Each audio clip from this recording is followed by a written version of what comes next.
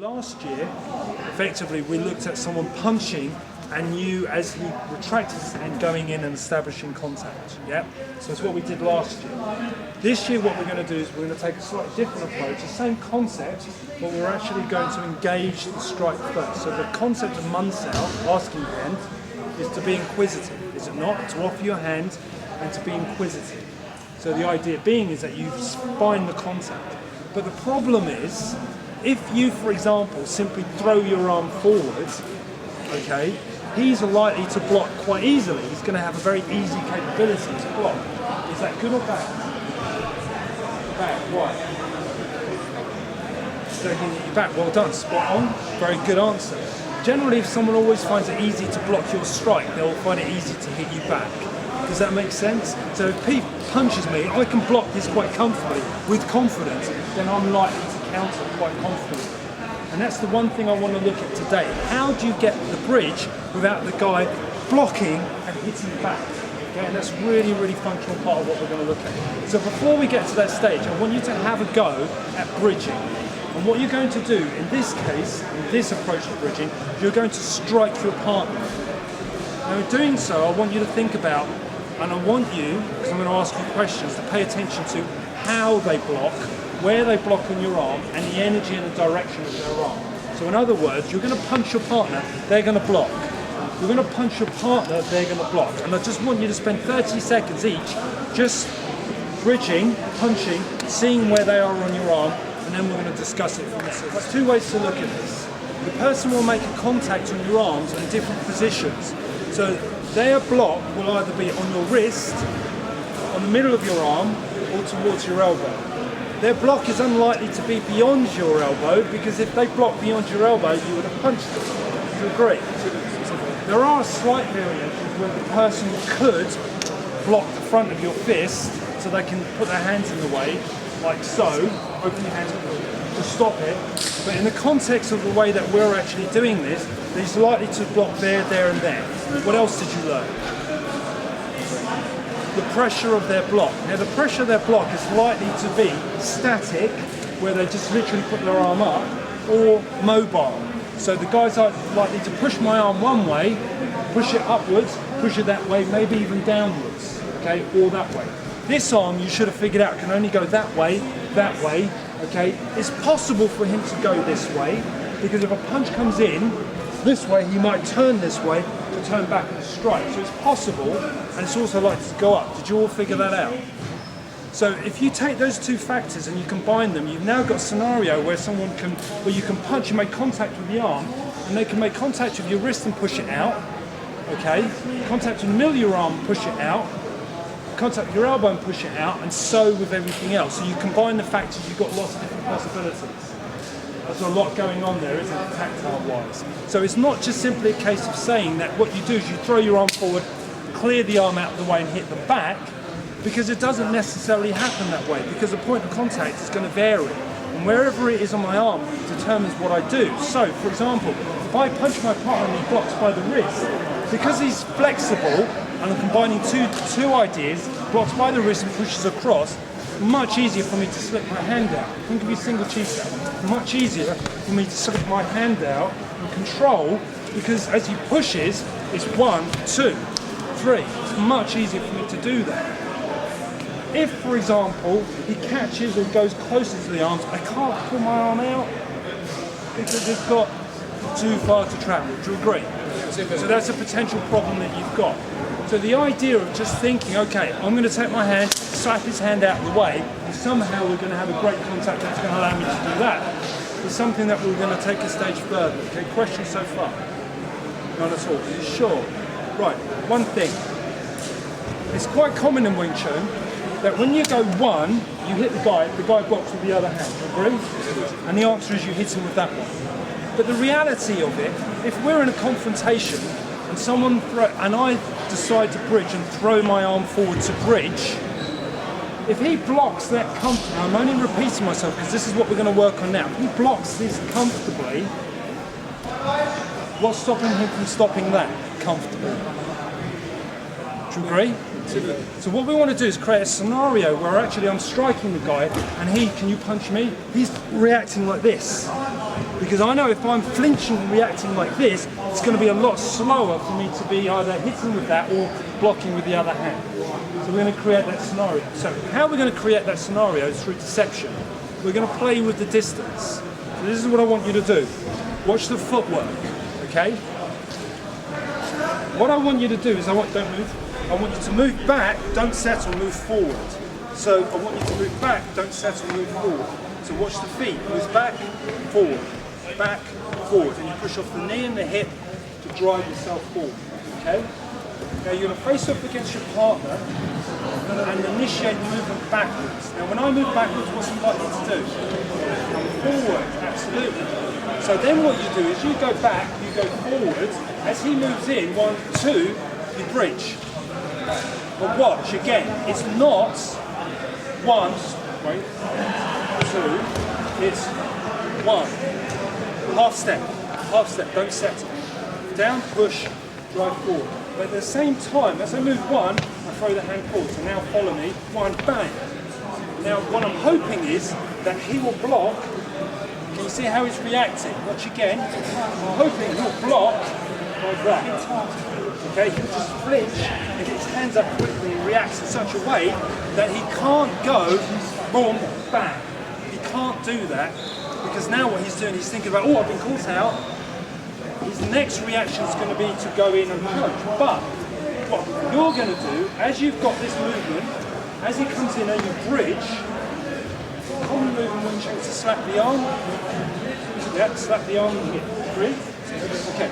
I don't want you to laugh out because there's a potential that when he's turning this way, he might come back and hit. It's far more effective in this scenario because of the way that he's reacting. The way that he's reacting is what I want is for him to get his other hand up. Okay, to get to this scenario. Everybody happy with that? So far so good. Are you sure? Okay, practice that for a couple of minutes and come back round. Right, this is a little bit like smoke and mirrors. We are chasing the centre line, we're not chasing their hands. But what we're doing is deceiving the distance to be able to encourage them to get their hands up. And when they get their hands up, we want them in a state of, how shall I put it, flux. I refer to it as that the person's a heartbeat behind my movement. So in other words, I've initiated the movement, that's the point of bridging, I've initiated the movement. He's responded to what I'm doing, but what I'm not doing is giving him a chance to respond and then counter. I'm giving him an opportunity to follow me, so he's a heartbeat behind. It's really important that you understand the distinction, because if you get that, you'll understand the timing. So the timing is, I've drawn him in, and then I bounce forward. He's blocked my arm quite clearly, okay? I slap the arm, which is the most efficient way to drive forward, to attack the centre, maintain contact with the centre.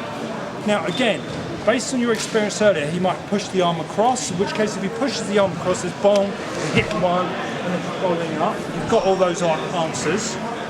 If he holds it static and strong, you can change it to tan, okay, 1, and then you've got all those answers. But what you've also got, and this is what the last group asked me, is what happens if he grabs your arm. And he grabs it with some intention and strength. And it's awkward. Yeah. Tan's awkward. So what's the next thing you can do? Okay, change the height of the arm. The height of the arm is the strength of his arm. If I bring the arm from a high to low position, it weakens his arm. In addition to that, the closer my own arm is to my body, the stronger my arm is. The further away it is, the weaker it is because it goes outside the body frame. Does that make sense? So what I do is I take the high arm to a low arm. But I grip. So if you notice, I keep the grip. So go back to the start. I keep the grip of his arm and I cross it. Okay? As I cross it, I turn the wrist in, pull the elbow in, which tightens the grip. And then I lean my weight forward on it slightly and then punch up. Movement, 1, 1. So from here, watch, 1, break the grip, hit, hit. I like to go 1 to the chest, 1 to the throat, because I find if I go straight to the throat, people go automatically. 1 to the chest, 1 to the throat, because it brings him down. But what I want you to work on is you're bridging one, crossing the arms, hitting, bok jerk. Use your shoulder, drive it inside his shoulder line, one, and break the grip, and then go off from there. Okay? You see it again? Yes, please. Slowly? Yes, Okay. So from this position, cross the arms. Bring his arms to a weak position. Push your shoulder down so it's supported by the lat muscle and the soul. Remember the saying, power comes from the heart, punch comes from the heart. It allows you to engage the shoulders and the lat muscle. So therefore, when you're trying to weaken his position, bring your elbow in and engage your lat muscle. Okay? From this position, because you've crossed his arms low, take it across, pin his arm with the side of your forearm, punch, punch, punch. Use the shoulder, press into his arms, and then make some more space in the hip. Everybody happy with that? Okay, practice that. Right, a couple of things just on the bridges. If you punch in a straight line, it gives him a chance to block that way or block that way.